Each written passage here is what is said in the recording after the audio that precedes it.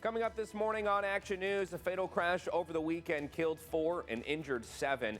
Investigators say it was a car versus tour bus crash about 15 minutes outside of Wenatchee. A third vehicle was also caught up in the commotion, though no injuries were reported in that vehicle. We'll break down the incident.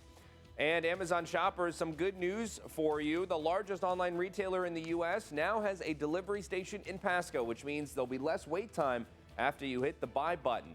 For the community, it also means more jobs. We'll talk that story and more coming up as you start your day with us right here on Action News. Good Tuesday morning, everybody. I'm Dave Furtado. And I'm meteorologist Jefferson Donovan. And Jefferson, boy, is it cold this morning. It sure was clear skies, too. We don't have a whole lot of the clouds to help keep us a little bit warm with that radiational cooling situation. So as we work our way through the morning, is it only going to get a little bit colder before that sun comes up? Yeah, we could cool things down by a couple more degrees by the time, or I should say before we start that warming as we get towards after the sunrise period. Really, the coldest temperatures of the day are about an hour after sunrise before the solar radiation can overwhelm that radiational cooling. So we might drop a few more degrees in the next couple of hours, but then even as we go into the afternoon, it is certainly going to be a chilly day out there with highs running more than 15 degrees below average in some cases. Now, as we wake up this morning in Yakima, there really is no concerns other than these cold temperatures, but check that out. We are at 9 degrees right now in Yakima with a little bit of a breeze out there, but when we're talking about temperatures this cold, a little bit of a breeze can go a long way in terms of that wind chill. Here's a look at your weather headlines today and going forward. We will be looking at chilly daytime high temperatures for the next several days through at least Friday. Frigid overnight lows. Temperatures will continue to get into the single digits for many as we go throughout that time frame. And then as we get towards Thursday and Friday, we may introduce a chance of snow showers to the forecast. We'll talk more about all 3 of these weather headlines coming up. Thanks, Jefferson. We begin this morning in Douglas County. 4 people are dead and 7 others are being treated for injuries from a crash over the weekend. These are pictures from the Washington State Patrol. Investigators say a car and a tour bus crashed on State Route 28 when the car tried to pass another car and hit the bus. It happened at around 1:30 Sunday afternoon, about 15 minutes from Wenatchee. The 17-year-old driver of the car and her 17-year-old male passenger, both from Wenatchee, died at the scene. The 66-year-old bus driver from Spokane also died at the scene, though a passenger in the bus also died on the way to the hospital. A woman and 2 young children in a third vehicle were also involved in the crash, but were not hurt. And a man accused of hitting a bicyclist and crashing into a Subaru while driving under the influence in Ellensburg is facing multiple charges. Investigators say the man ran a stop sign at East 3rd Avenue and Sampson Street, hitting the Subaru with a woman and 2 children inside. Both vehicles then hit a parked GMC Yukon. Police say he left the scene but was found later at his girlfriend's home. Police added he was intoxicated and uncooperative. He faces felony DUI, vehicular assault, and other charges. The man has pled not guilty. His trial is set for March 31st. He's being held in jail on $95,000 bail. On Saturday morning, YPD and the YCSO responded to reports of a man barricading himself inside a semi-truck. The 34-year-old man with outstanding felony and misdemeanor warrants was reported in active violation of a no-contact order and had made vague statements about being armed. Yakima Valley SWAT, was deployed to assist with the situation. But in the end, he realized that it was his best interest to leave, so he did, and I'm glad he did. So no use of force was required. The unarmed suspect was arrested without further incident and no weapons were used. Switching gears this morning, Central Washington University has put a temporary policy in place to address recent federal changes related to immigration enforcement. In line with Washington's Keep Washington Working Act, CWU prohibits federal officers from accessing university property without proper authorization. Employees must direct enforcement personnel to a designated university official who will verify credentials and require a valid judicial warrant. The policy specifies that warrants must be current, judge-signed, and detail the exact location, purpose, and individuals involved. This interim policy will remain in effect for up to 180 days, while a permanent version is developed. The Kennewick School District has a new leader pending contract negotiations. Lance Hansen has been selected to succeed Tracy Pierce when she retires. His scheduled start date is July 1st. Hansen is in his 4th year as superintendent of the Lewiston Independent School District in Lewiston, Idaho. Over the past 18 years, he's held several positions in that district, from assistant principal to principal and assistant superintendent, before taking over as superintendent.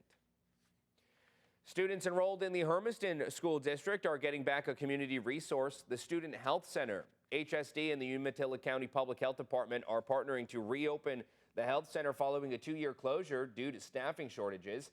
District leaders tell us the center will becoming fully operational over the last few months. Informing students remains the top priority. What was critically important, I think, to the district and to Umatilla County Health is that when we open this facility back up, we want it to be successful. That was the idea behind the soft opening, is how can we start seeing kids and spread the positive word and build our capacity. Now, the reopening is largely due to a $30,000 grant from the Wild Horse Foundation. We're also told all services are provided at no cost, regardless of insurance status. Amazon now has a delivery station operating out of Pasco, so you'll be happy to know your packages will get to your doorstep much quicker. But this facility brings more to the Tri-Cities than just fast deliveries. KEPR's Charity Caldwell takes us into the new facility. 3, 2, 1. The newest Amazon delivery station is located right here in Pasco. A delivery station is the last step before a package reaches its destination, first starting at a fulfillment center, then a sorting center, before finally making it onto a truck into your doorstep.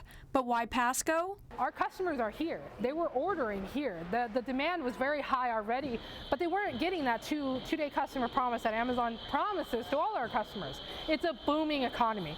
We're providing those jobs, we're helping with that demand, getting those packages to you sooner. They're currently serving 15 zip codes in the area, with that number rising to 30 come April. This single facility alone is already providing many jobs to the community, with around 150 associates currently and a goal of 300. That doesn't include drivers. They hope to have around 175. You have large corporations that are investing here because they realize that there's a geographic benefit to them of having the port, the airport, the rail facilities, and the roadways.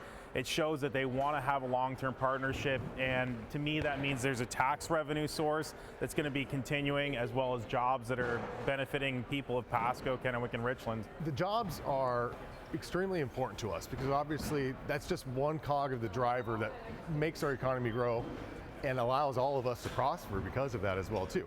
And it goes hand in hand. You know, we get more recruitment for jobs. That's going to increase the demand for housing. Reporting in Pasco, Charity Caldwell, Action News. KEPR's Charity Caldwell, thank you. And one more changing of gears. With these nighttime temperatures projected to get as low as the single digits, work is underway to help folks get out of the elements. All Saints Episcopal Church in Richland is converting their parish hall into an overnight warming shelter. They say this is the 3rd time this year they've offered the space as a shelter, with more and more people taking advantage of it. As it happens, there are no overnight shelters in Benton County. The only place nearby is the Union Gospel Mission in Pasco, and they simply don't have enough capacity for all the people who need a safe place to sleep. Now, the warming shelter is open today through Thursday from 5 p.m. to 9 a.m., and a meal is provided each night by volunteers working at the shelter. A donation page specifically to help with operating costs of the warming shelter is available up on our website, KEPRTV.com. Now, Jefferson, I got to say, it's unbelievable that it's this cold outside, honestly. Yeah. 8 degrees, single digits, wicked chilly as we get into these overnights. Yeah, definitely a very cold morning this morning, and we are going to hold on to very cold temperatures as we go through tomorrow or tonight as well into tomorrow morning. Even this afternoon is going to be staying very chilly. Highs will only crest in the mid-20s to low 30s around eastern Washington and northeast Oregon today. Now, there is going to be plenty of sunshine out there, so if you bundle up nice and tight, it might not be the worst afternoon to get outside for a walk, but in general, I believe most of us are going to want to stay inside. We will talk about how long these cold temperatures will stick around, and we will also discuss when our next opportunity for snow chances will arrive. That's all straight ahead.